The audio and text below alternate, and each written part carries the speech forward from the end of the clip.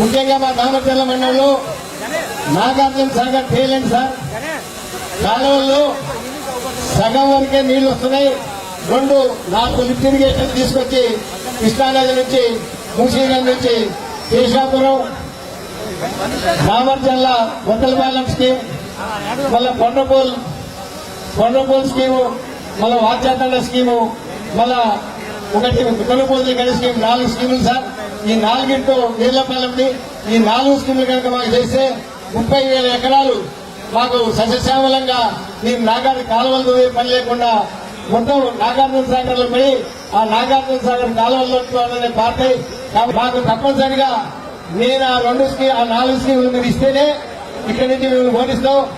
లేకపోతే మీరు తప్పనిసరిగా ఈ స్టేజ్ మీద అవి అనౌన్స్ చేయాలని మిమ్మల్ని అందరూ మేము దాదాపు చదువుతున్నాం సార్.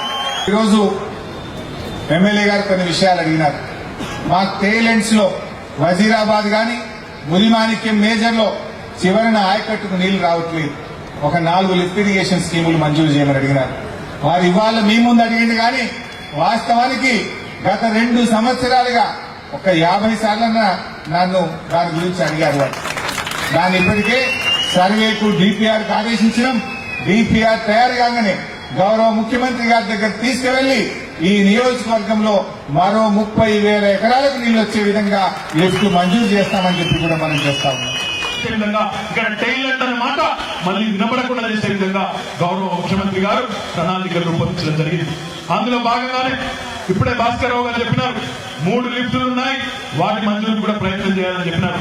తప్పకుండా వెంటనే గౌరవ ముఖ్యమంత్రి గారు దృష్టికి తీసుకొని వచ్చి 345 కోట్ల రూపాయలు కావాలన్నారు.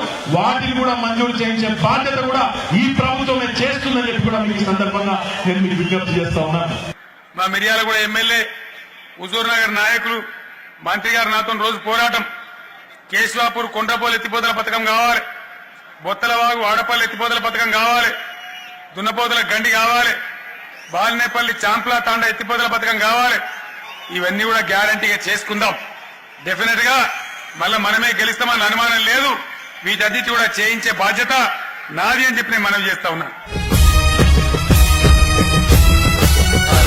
భాస్కరన్న మాయన్న భాస్కరన్న మారాటలు వాసగ బాధను తీర్చగ మళ్ళీ రవాలన్నా